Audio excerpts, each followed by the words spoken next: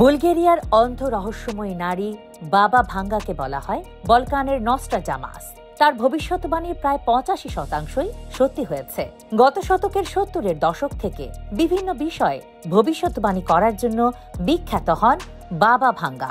9/11-এর হামলা থেকে শুরু করে প্রিন্সেস ডায়নার মৃত্যু, চেরনোবিল দুর্ঘটনা, ব্রেক্সিট, বহু কিছু সম্পর্কে ভবিষ্যৎবাণী করে গিয়েছিলেন বাবা ভাঙ্গা। সেসব অক্ষরে অক্ষরে সত্য প্রমাণিত।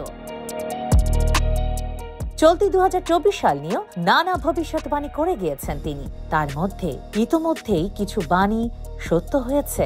মারা গেছেন আজ থেকে 27 বছর আগে, কিন্তু আজও তার ভবিষ্যৎবাণী কার্যকর হচ্ছে দাবি করা হয়। রহস্যজনক এই নারীর নাম বাবা ভাঙ্গা। তিনি একজন বুলগেরিয়ার নাগরিক। 2024 সাল নিয়ে তিনি যেসব ভবিষ্যৎবাণী করেছিলেন 1.5 মাসের মধ্যেই তা মিলে গেছে বলে দাবি তার ভক্তদের। তিনি চলতি বছরে ক্যান্সার টিকা আবিষ্কার, অর্থনৈতিক মন্দার বিষয়েও ভবিষ্যৎবাণী করেছিলেন, যা চলতি বছরে এরই মধ্যে দেখা দিয়েছে। যুক্তরাজ্য ভিত্তিক সংবাদ মাধ্যম ডেইলি স্টার 2024 সালের বাবা ভাঙ্গার গুরুত্বপূর্ণ বেশ কয়েকটি ভবিষ্যৎবাণী তুলে ধরে। এর মধ্যে ছিল রাশিয়ার ক্যান্সারের টিকা তৈরি। সম্প্রতি দেশটির প্রেসিডেন্ট ভ্লাদিমির পুতিন জানালেন, রুশ বিজ্ঞানীরা ক্যান্সারের টিকা আবিষ্কারের দ্বার প্রান্তে।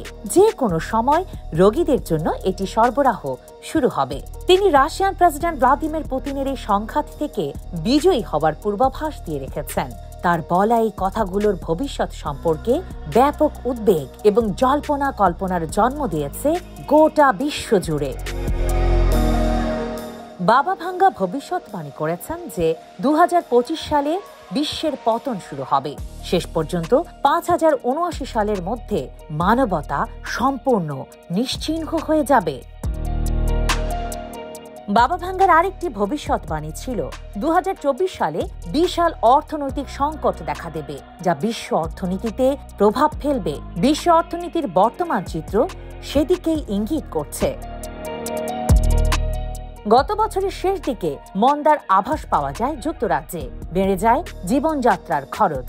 এখানেই শেষ নয়, 2025 সালে মানবজাতির সঙ্গে এলিয়েনদের যোগাযোগ হতে পারে বলেও ভবিষ্যৎবাণী করে গিয়েছেন বাবা ভাঙ্গা। ফলত হইচই পড়ে যেতে পারে বিজ্ঞান মহলেও।